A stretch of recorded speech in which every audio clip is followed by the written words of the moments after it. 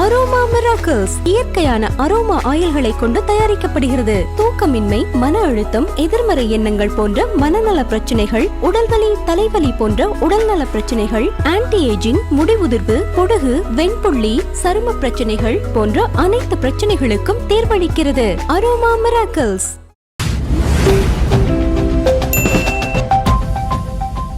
இருபத்தி 4ஆம் தேதியே இவங்க அதெல்லாம் சப்மிட் பண்ணிட்டாங்க. அதுக்கு அப்புறமும் அவங்க சான்றிதழ் கொடுக்காம இத்தனை நாள் இழுத்தடித்து இன்னைக்கு கோர்ட் வரை இந்த பிரச்சனை போனதற்கு படத்தில் இருக்கிற அம்சங்கள் எதுவுமே காரணம் இல்லை. மொத்தத்தில் ஜனநாயகன் படத்தில் பிரச்சனை இல்லை, படத்தை வைத்து இவர்கள் பிரச்சனையை உருவாக்குகிறார்கள்.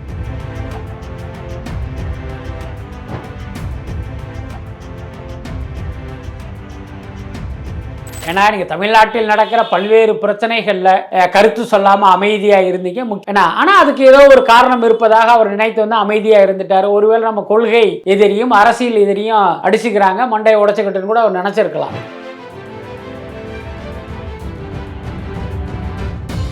உங்கள் துறையில் இருக்கிற ஒரு சீனியர் நடிகர் நடித்த படத்துக்கு இப்படி ஒரு அநீதி நடக்கும் போது நீங்கள் கண்டிப்பாக குரல் கொடுக்கணும். குரல் கொடுப்பது உங்களுடைய கடமை. விஸ்வரூபம் படத்துக்கு கமலுக்கு ஒரு பிரச்சனை வந்தது. ஒட்டுமொத்த திரையுலகமும் கமல்ஹாசன் வீட்டுக்கு திரண்டு போனாங்க. அன்னைக்கு ஜெயலலிதா ஆட்சி. யாரா இருந்தாருன்னா இந்த விஷயத்தில் கமல் கூட நிற்பேன் அப்படிங்கிற ஒரு தார்மீக கடமையோடு மொத்த திரையுலகம் அவர் வீட்டுக்கு போனதை நம்ம பார்த்தோம். கமல்ஹாசன் கூட வாய் திறக்க மாட்டேன்றாரு. அப்ப என்ன அர்த்தம்?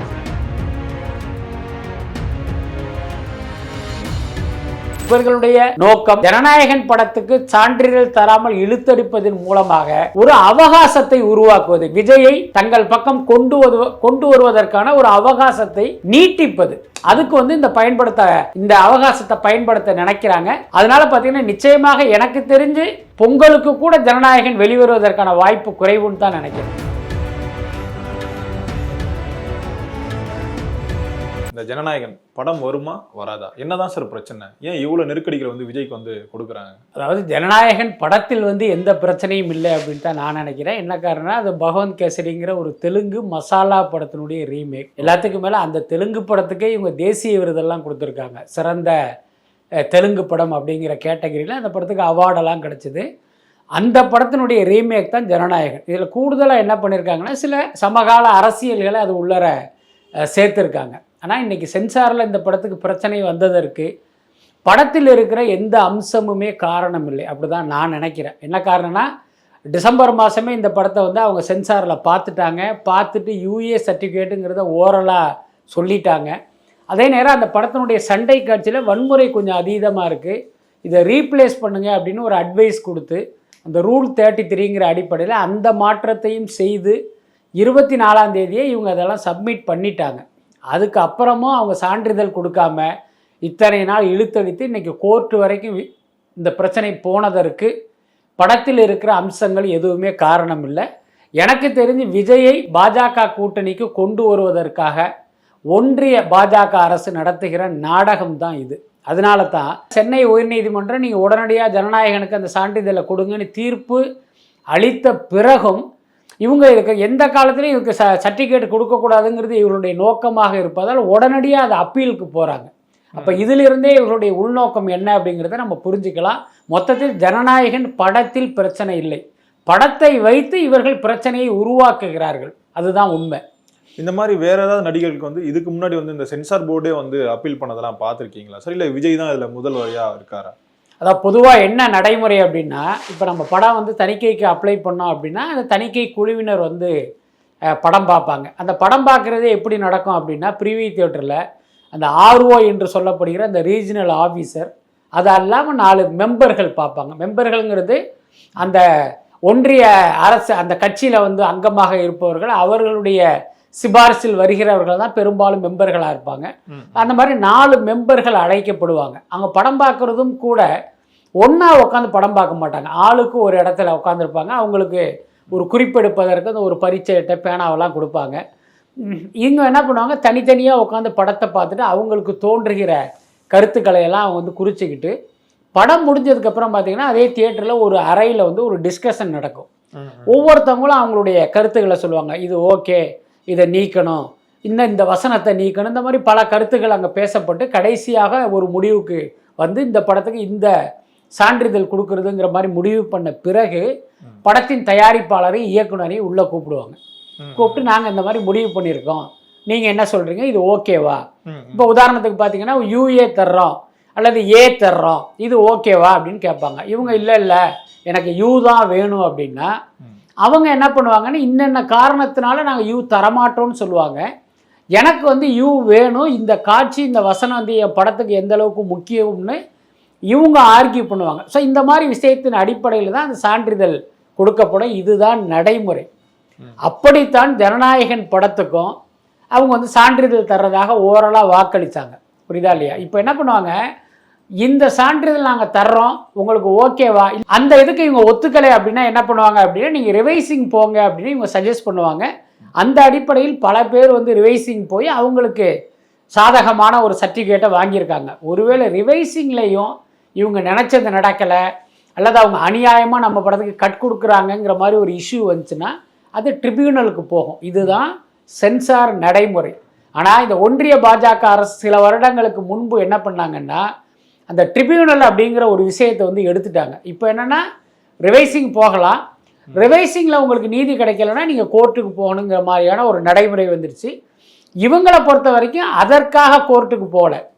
நீங்கள் நல்லா கவனிக்கணும், ஜனநாயகன் படத்துக்கு இவர்கள் சான்றிதழே தராமல் இழுத்தடிப்பதால் இவங்க கோர்ட்டுக்கு போயிருக்காங்க. அதனால் கடந்த காலங்களில் பல படங்கள் நீதிமன்ற கதவை தட்டி இருக்கு. ஆனால் இந்த படத்துக்கு ஏற்பட்ட பிரச்சனை அப்படிங்கிறது உண்மையிலேயே ஒரு விசித்திரமானது தான். இப்போ அவருடைய படத்துக்கு கடைசி படம் வந்து விஜய் அவர்கள் சொல்லியிருக்காரு. அப்படி இருக்கும்போது இவ்வளவு பிரச்சனைகள் வந்து நடந்துட்டு இருக்கு. ஆனா விஜய் அவர்கள் ரொம்பவே அமைதியா மௌனமா இருக்காரு சார். அப்படி இருக்கிறது வந்து சரியானதா இருக்குமா? இல்ல, ஏன்னா அது குறித்து நிறைய விமர்சனங்கள் வந்து விஜய் மேலேயே வருது. அவர் படத்துக்கே பிரச்சனை, அவரே வாய் கொடுக்கல, இப்ப நாம எதுக்கு அதை பத்தி பேசணும்னு சொல்லிட்டு அமைதியா நிறைய பேர் கடந்து போறாங்களே சார். இல்ல, அது ஒரு வேலிடான பாயிண்ட் தான். ஏன்னா நீங்க தமிழ்நாட்டில் நடக்கிற பல்வேறு பிரச்சனைகள்ல கருத்து சொல்லாம அமைதியா இருந்தீங்க. முக்கியமாக சமீபத்தில் நடந்த அந்த திருப்பரங்குன்றத்தில் தீபம் ஏற்றுகிற பிரச்சனை, அதை நடத்தினது யார் அப்படின்னா இங்க இருக்கிற மதவாத அமைப்புகள், பாஜகவுடைய பின்னணியில் RSSின் தூண்டுதலில் நடத்தப்பட்ட விஷயம்தான் அது. அதற்கு இங்க நீதித்துறையில் இருப்பவர்களே அதற்கு ஆதரவாக இருந்ததெல்லாம் நம்ம பார்த்தோம். அந்த விவகாரத்தில் கூட விஜய் வந்து கருத்து சொல்லலை. அதெல்லாம் உண்மையிலேயே நம்ம அதை ஏற்க முடியாது. இன்னும் சொல்ல போனால் ஒரு அரசியல் கட்சியின் தலைவராக தன் கடமையை செய்ய தவறிவிட்டார் அப்படின்னு நம்ம அவரை குற்றம் சாட்டக்கூட முடியும். ஏன்னா ஆனால் அதுக்கு ஏதோ ஒரு காரணம் இருப்பதாக அவர் நினைத்து வந்து அமைதியாக இருந்துட்டார். ஒருவேளை நம்ம கொள்கை எதிரியும் அரசியல் எதிரியும் அடிச்சுக்கிறாங்க, மண்டையை உடைச்சுக்கிட்டுன்னு கூட அவர் நினைச்சிருக்கலாம். ஆனால் ஜனநாயகனை பொறுத்த வரைக்கும் உங்களுடைய படம் அது, நீங்க தான் ஹீரோ, நீங்கள் நடித்ததால் தான் அந்த படத்துக்கு இவ்வளவு பெரிய பிரச்சனை. ஒரு வாதத்துக்காக சொல்றேன், ஜனநாயகன் படத்துல ஒரு சூர்யாவோ விக்ரமோ நடிச்சிருந்தா இந்த பிரச்சனை வந்திருக்காதுல்ல. நீங்கள் நடித்ததால் தான் இன்னைக்கு 350-400 கோடி ரூபாய் போட்டு படம் எடுத்த தயாரிப்பாளர் நடுத்தரில் நிற்கிற சூழ்நிலையே வந்திருக்கு. அப்ப அவருக்கு ஆறுதலாக, அவருக்கு ஆதரவாக நீங்க குரல் கொடுக்கணும். அதுதானே நியாயம், அது நீங்கள் செய்ய வேண்டிய கடமையும் கூட. அதை செய்ய தவறிட்டார் அப்படிங்கிறது ஒரு மிகப்பெரிய வருத்தத்துக்குரிய விஷயம் தான். அதெல்லாம் இப்ப விஜய் அவர்கள் குரல் கொடுத்திருந்தா என்ன சொல்லியிருப்பாங்கன்னா, பாருங்க அவர் படத்துக்கு மட்டும் பேசுறாரு, இது அரசியலுக்கு வந்து பேச மாட்டான்னு சொல்லிட்டு அந்த ஒரு விமர்சனத்தையும் வைப்பாங்களே சார். இப்ப அதுல அமைதியா இருக்கிறது சரியான ஒரு இதுவா தானே சார் இருக்கும்? இல்ல, அந்த விமர்சனம் வரும், அதுல மாற்றமே இல்லை. இன்னொன்னு நீங்க எல்லா விமர்சனத்தையும் நினைச்சு கவலைப்படவும் கூடாது, அதுக்கு பதில் சொல்லிக்கிட்டு இருக்கவும் கூடாது. அதுக்கடுத்து நீங்க சாப்பிட்டியான்னு கேட்டா கூட அதையும் விமர்சனம் பண்றதுக்கு இங்க ஒரு கூட்டம் இருக்கு. இங்க பாரியா சாப்பிட்டியாங்கிறதையே எவ்வளவு தினாவட்டா கேட்கிறாரு பாத்தியான்னு சொல்லுவாங்க. டைம் என்னன்னு கேட்டா அதை விமர்சனம் பண்றதுக்கு ஒரு கூட்டம் இருக்கு. அதனால நம்ம எல்லா நேரமும் இந்த விமர்சனங்கள் குறித்து கவலைப்பட்டுக்கிட்டே வாழ முடியாது. அதுக்கு அடுத்து நம்ம வந்து பாத்தீங்கன்னா ஒரு பொதுவெளிக்கு வந்துட்டோம், பொது வாழ்க்கைக்கு வந்துட்டோம் அப்படின்னா நம் வாழ்க்கையில் விமர்சனம்ங்கிறது தவிர்க்க முடியாதது, அதுல மாற்றமே இல்லை. அதுக்காக நீங்க அந்த விமர்சனத்தின் அடிப்படையிலே உங்களுடைய பயணத்தை, உங்களுடைய வாழ்க்கையை டிசைட் பண்ணீங்க அப்படின்னா அது உங்களை எங்கேயாவது கொண்டு போய் நிறுத்திடும். உங்களுக்கு இது சரின்னு படுதோ அதை நீங்க செய்யணும். அதே நேரம் இது போன்ற விஷயங்களில் எனக்கு அமைதியாக இருப்பது தான் சரின்னு தோணுதுன்னு நீங்க அமைதியாக இருப்பது நல்லதில்லை. இன்னொன்னு, இது வந்து பாத்தீங்கன்னா நீங்கள் நடித்ததால் தான் அந்த படத்துக்கு இப்படி ஒரு சிக்கலே ஏற்பட்டிருக்கு. அப்ப இது குறித்து இப்ப நீங்களும் பேசுறீங்க, நானும் பேசுறேன். நமக்கு தெரியாத உண்மை நிச்சயமா விஜய்க்கு தானே தெரியும்.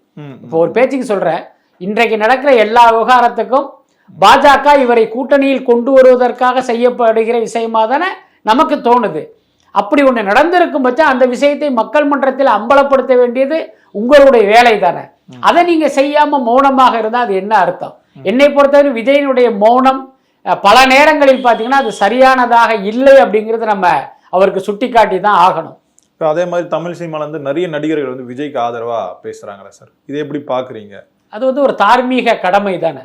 உங்கள் துறையில் இருக்கிற ஒரு சீனியர் நடிகர் நடித்த படத்துக்கு இப்படி ஒரு அநீதி நடக்கும்போது நீங்கள் கண்டிப்பாக குரல் கொடுக்கணும். குரல் கொடுப்பது உங்களுடைய கடமை. நாளைக்கு உங்கள் படத்துக்கும் இப்படி ஒரு சூழல் ஏற்படும். சில பேர் என்ன பண்றாங்க அப்படின்னா, விஜய் வந்து எங்க பிரச்சனைக்கு குரல் கொடுத்தாரா அப்படின்னு கேட்குறாங்க. அது ஒரு சொத்தை வாதமாக தான் நான் பார்க்குறேன். விஸ்வரூபம் படத்துக்கு கமலுக்கு ஒரு பிரச்சனை வந்தது. ஒட்டுமொத்த திரையுலகமும் கமல்ஹாசன் வீட்டுக்கு திரண்டு போனாங்க. அன்னைக்கு ஜெயலலிதா ஆட்சி.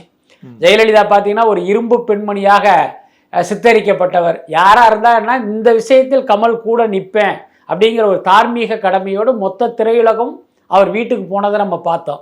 ஆனால் இந்த விவகாரத்தில் சினிமாக்காரர்கள் ஒரு கள்ள மௌனம் சாதிப்பதையும் பார்க்க முடியுது. இப்போ ஜெயம் ரவி, சிம்பு, ஹரிஷ் கல்யாண் போன்ற சில நடிகர்கள் விஜய்க்கு ஆதரவாக குரல் கொடுக்குறாங்க. அதுக்குள்ளரே ரொம்ப நுட்பமாக பார்த்தீங்கன்னா ஒரு மேலோட்டமான ஆதரவாக தான் அது இருக்குது. என்னென்னா இங்கே என்ன பிரச்சனைனா, தணிக்கை வாரியம் மிகப்பெரிய அயோக்கியத்தனத்தை செய்யுதுங்கிறது தான் உண்மை. அதைத்தான் நம்ம கண்டிக்கணும். ஆனால் இவர்கள் யாருமே சினிமாக்காரர்கள் அதை கண்டிக்காமல் விஜய் அண்ணாக்கு நம்ம பக்கபலமாக நிற்போம், விஜய் அண்ணாக்கு நாங்கள் சப்போர்ட் பண்ணுறோம், விஜய் அண்ணா இதையெல்லாம் கடந்து வர வேண்டும் இப்படி போடுறாங்களே தவிர தணிக்கை வாரியத்தின் இந்த அட்ராசிட்டியை அடாவடியை இவர்கள் யாரும் கண்டிக்கலை. என்னன்னா இவங்க படம் அங்கே போகும்போது நம்ம படத்தில் கை வச்சுட்டா என்ன பண்ணுறதுங்கிற அந்த அச்சம் இவங்களுக்கு இருக்கு, நடிகர்களுக்கு. இவங்களை தவிர்த்துட்டு இந்த திரையுலகில் இருக்கிற மற்ற அமைப்பினர், ஒரு இயக்குனரோ தயாரிப்பாளரோ, இவர்கள் யாருமே பார்த்தீங்கன்னா விஜய்க்காக எந்த ஆதரவு குரலை எழுப்பலை. என்னன்னா இவர்கள் எல்லாருமே ஆளுங்கட்சியின் அடிமைகள் தான். ஏன்னா நம்ம விஜய்க்கு ஆதரவா ஏதாவது சொல்ல போய் உதயநிதி கோச்சுக்குவாரோ, ஸ்டாலின் கோச்சுக்குவாரோ, திமுக அரசு வந்து நம்ம மேலே ஏதாவது நடவடிக்கை எடுத்துருமோ என்ன, இந்த மாதிரியான பயத்தில் வந்து இவர்களும் அமைதி காக்குறாங்க. இது எதுவுமே சரியான விஷயம் இல்லை. ரஜினி கமல்லாம் ரொம்பவே அமைதியா இருக்காங்களே சார், ஆள் இருக்காங்களா இல்லையான்னு தெரியாத ஒரு நிலைமையில தான் இருக்காங்க. ஆமா, இந்த விவகாரத்தில் இவர்களுடைய மௌனம் வந்து உண்மையிலேயே நமக்கெல்லாம் ஒரு கவலையை தருது. ஏன்னா நீங்கள் எல்லாம் விஜயை விட சீனியர், நீங்கள் பார்த்து வளர்ந்தவர் தான் விஜய். இன்னைக்கு அவருக்கு ஒரு பிரச்சனை வந்திருக்கு. அந்த பிரச்சனையும் கூட ஒன்றிய பாஜக அரசால் தானே வந்திருக்கு. அப்ப இன்னைக்கு திமுக கூட்டணியில் இருக்கிற கமல்ஹாசன் கூட வாய் திறக்க மாட்டேன்றாரு. அப்ப என்ன அர்த்தம்? ரஜினியை விடுங்க, அவர் ஒரு பாஜக ஆதரவாளர். இந்த விவகாரத்தில் கருத்து சொன்னோம்னா மோடியினுடைய கோபத்துக்கும் அமித்ஷாவுடைய வருத்தத்துக்கும் ஆளாகணும்னு கூட அவர் நினைக்கலாம், அதனால அமைதியா இருக்கலாம். ஆனா கமல்ஹாசன் அப்படி இல்லை. நீங்க திமுக கூட்டணியில தான் இருக்கீங்க, பாஜகவுக்கு எதிரான கூட்டணியில தான் இருக்கீங்க. ஆனா இவருடைய பிரச்சனை என்னன்னா, விஜய்க்கு ஆதரவா கருத்து சொன்னா ஸ்டாலின் கோச்சுக்குவாரு, உதயநிதி கோச்சுக்குவாரு, இவர் அமைதியா இருக்காரு. அதனால இது வந்து ஒரு மாதிரியான வந்து ஒரு நமக்கே வந்து ஒரு சங்கடத்தை கொடுக்குற விஷயமா தான் இருக்கு. அதான் விஜய் அவர்களை வந்து ஒரு அரசியல் கட்சி தலைவராக பார்க்காம ஒரு நடிகராக பார்த்துருந்தா எல்லா கட்சியிலும் வந்து குரல் கொடுத்துணும். இப்போ இவர் அரசியலுக்கு வரும்போது அவர் நடிகராக பார்ப்பாங்க, இது சினிமாவில் ஏதாவது ஒரு பிரச்சனை பார்க்கும்போது வந்து அவர் வந்து ஒரு அரசியல் கட்சி தலைவராக பார்க்கறது வந்து எப்படி சார் சரியானதாக இருக்கும்? அதாவது இந்த விவகாரத்தில் வந்து இது ஒரு விஜய்க்கு ஏற்பட்ட பிரச்சனையா யாருமே பார்க்கக்கூடாது. திரையுலகத்துக்கு ஏற்பட்ட ஒரு பிரச்சனை தான். இந்த மாதிரியான காரணத்தினால் எந்த படத்தை வேண்டுமானாலும் இவர்கள் முடக்குவார்கள் அப்படின்னு இருக்குல்ல. இன்னைக்கு விஜய் படத்துக்கு இப்படி ஒரு நிலைமை ஏற்படும் போது நீங்க மௌனமா இருக்கீங்க. நாளைக்கு இன்னொரு படத்துக்கு இதே தைரியத்தில் இன்னொரு படத்தையும் இந்த தணிக்கை வாரியம் முடக்குவதற்கு முன் வரும். அப்ப என்ன பண்ணுவீங்க நீங்க? அதனால ஆரம்பத்திலேயே இந்த முளையிலேயே கிள்ளி எறிவது மாதிரி இவர்களுடைய அராஜகத்தை நீங்க ஆரம்பத்திலேயே தடுத்து நிறுத்தணும். அதை கூட இவங்க செய்யலை. கேட்டோம்னா இவர் அரசியல் கட்சியின் தலைவர், இவருக்கு ஆதரவானா நமக்கு பிரச்சனை வந்துடுங்கிற இது போன்ற சொத்தை காரணங்களால பார்த்தீங்கன்னா இவங்க அமைதியா இருக்காங்க. இது அனைத்துமே திரையுலகத்துக்கு தான் ஆபத்தா முடியும், விஜய்க்கு முடியாது. விஜயை பொறுத்த வரைக்கும் இதான் அவருடைய கடைசி படம். அவர் பாட்டுக்கு நாளைக்கு அரசியல் பக்கம் போயிட போறாரு. ஆனா நாளைக்கு உங்களுக்கு பிரச்சனை வந்தா யார் வருவா? எல்லாத்துக்கும் மேல இன்னைக்கு அரசியலுக்கு விஜய் வந்துட்டாரு. எதிர்காலம் அவரை தமிழ்நாட்டின் முதலமைச்சர் நாற்காலியில உட்கார வைக்கும் போது கொஞ்சம் கூட வெட்கம் இல்லாமல் அதே விஜயிடம் இந்த திரையுலகம் போய் கை கட்டி நிற்கும். அப்படி நிற்கிற காட்சியையும் நம்ம பார்க்கத்தான் போறோம். அதை நினைத்தாவது இவர்கள் இன்றைக்கு விஜய்க்கு ஆதரவாக குரல் கொடுத்திருக்கணும். அதை வந்து செய்ய தவறிட்டாங்க. இப்போ ஜனநாயகன் மீண்டும் எப்போ சார் திரைக்கு வருவதற்கான வாய்ப்புகள் இருக்கா? அதாவது படம் நிச்சயமாக திரைக்கு வரும், அதுல எந்த மாற்றமும் இல்லை. ஏன்னா ஜனநாயகன் படத்தில் நம் நாட்டின் இறையாண்மைக்கு எதிரான விஷயங்கள் எதுவும் படத்துல இல்லை. அதனால பார்த்தீங்கன்னா இந்த படம் நிச்சயமாக திரைக்கு வரும். எப்போ வரும் அப்படிங்கிறது தான் கேள்வி. சென்னை உயர்நீதிமன்றத்தில் நீதிபதி ஆஷா அவர்கள் வந்து ஒரு தீர்ப்பு கொடுத்துருக்காங்க, ஜனநாயகனுக்கு உடனடியாக நீங்கள் சான்றிதழ் கொடுங்கன்ட்டு. ஆனால் இவர்களுக்கு ஒரு உள்நோக்கம் இருக்கு. ஜனநாயகன் படத்துக்கு சான்றிதழ் தராமல் இழுத்தடிப்பதன் மூலமாக ஒரு அவகாசத்தை உருவாக்குவது, விஜயை தங்கள் பக்கம் கொண்டு வருவதற்கான ஒரு அவகாசத்தை நீட்டிப்பது. அதுக்கு வந்து இந்த அவகாசத்தை பயன்படுத்த நினைக்கிறாங்க. அதனால பார்த்தீங்கன்னா நிச்சயமாக எனக்கு தெரிஞ்சு பொங்கலுக்கு கூட ஜனநாயகன் வெளிவருவதற்கான வாய்ப்பு குறைவுன்னு தான் நினைக்கிறேன். இப்போ கேரளா டிஸ்ட்ரிபியூட்டர்லாம் 14ஆம் தேதி படம் வந்து ரிலீஸ் ஆகுதுன்னு சொல்லி இந்த ட்வீட்லாம் போட்டுட்டு இருக்காங்களே சார். அது வந்து ஒரு நம்பிக்கையினுடைய வெளிப்பாடு. என்ன இருந்தாலும் படம் ரிலீஸ் ஆகிடும், நீதிமன்றத்தில் நமக்கு நியாயம் கிடைச்சிரும்னு நினைக்கிறாங்க. இது சாதாரணமாக விஷயமாக இருந்தால் அவங்க நினைப்பது நடந்துரும்.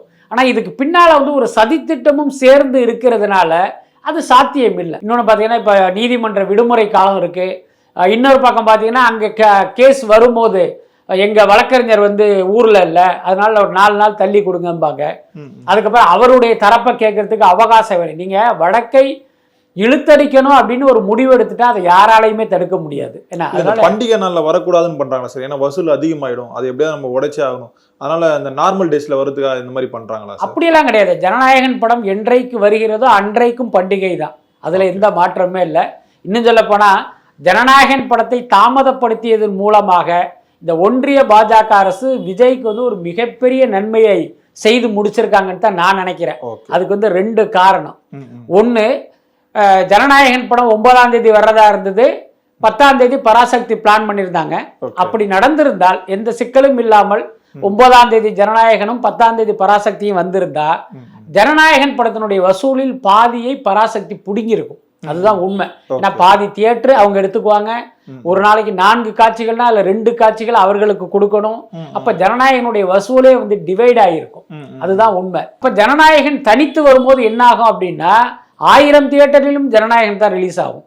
அந்த 4 காட்சிகளும் ஜனநாயகன் படம் தான். அப்ப இன்றைக்கு வெளியானால் அந்த படம் என்ன கலெக்ட் பண்ணுமோ அதை விட 2 மடங்கு வசூல் அது தனியாக வரும்போது அந்த படத்துக்கு கிடைக்கும்.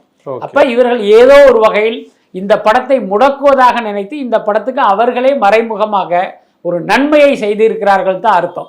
அதுக்கு அடுத்து ஜனநாயகன் படம் வந்து பகவந்த் கேசரி என்கிற மசாலா படத்தின் ரீமேக்காக இருந்தாலும் சமகால அரசியலும் அந்த படத்துல இருக்கு. முக்கியமா திமுக அரசுக்கு எதிரான பல்வேறு விஷயங்கள் அந்த படத்துல இருக்கு.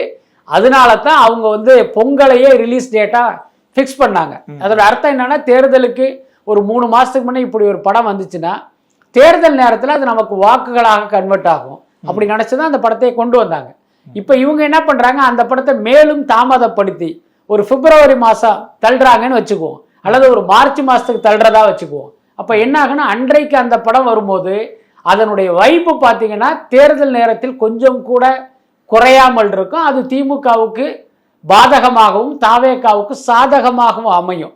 சோ விஜய்க்கு கெடுதல் நினைப்பதாக நினைத்து கொண்டு ஏதோ ஒரு வகையில் இவர்கள் விஜய்க்கு வந்து சாதகமாக இருக்காங்க அப்படின்னு தான் நான் நினைக்கிறேன். ஜனநாயகன் தேதியை வேணா இவங்களால வந்து தள்ளி வைக்க முடியும், விஜய்க்கு விழுற அந்த ஓட்டை வந்து இவங்களால எதுவும் பண்ண முடியாதுன்னு சொல்லிட்டு இந்த மக்கள்கிட்டே இந்த பேச்சுகள் வந்து எழ ஆரம்பிச்சிருக்கே சார். நிச்சயமாக அதுதான உண்மையும் கூட. இப்ப ஜனநாயகன் படத்தில் நடக்கிற இந்த அரசியலை மக்கள் பார்த்துக்கிட்டு தான் இருக்காங்க. அதுக்கு அடுத்து இந்த படம் ஏதோ ஒரு நாளில் ரிலீஸ் ஆகும் போது அந்த படத்தையும் போய் பார்ப்பாங்க. அப்ப பார்க்கும்போது இந்த படத்துல ஒண்ணுமே இல்லையே, இதுக்கு எதுக்கு இவங்க சென்சார்ல இப்படி பிரச்சனை பண்ணாங்கன்னு மக்களுக்கு தோணும். அப்ப இவங்க வேணும்னே இந்த படத்தை காலி பண்ண முயற்சி பண்ணியிருக்காங்கிற உண்மையும் மக்கள் கிட்ட போகும். அப்ப என்ன ஆகும்னா ஒன்றிய பாஜக மீது மக்களுக்கு ஒரு கோபமும் விஜய் மீது மக்களுக்கு ஒரு அனுதாபமும் ஏற்படும். அது கண்டிப்பாக தாவேகாவுக்கு வாக்குகளாக மாறும். பாஜக கூட்டணியில் இருப்பதாலேயே அதிமுக கூட்டணிக்கு படுதோல்வி அடைவதற்கு அது காரணமா அமையும். இதுதான் நடக்கும். ஏன்னா மக்களை பொறுத்த வரைக்கும் எல்லாத்தையுமே பார்த்துக்கிட்டு இருக்காங்க. அவர்களுக்கு இந்த உண்மை புரியும் போது அது இவர்களுக்கு தான் அது பாதகமா முடியும்.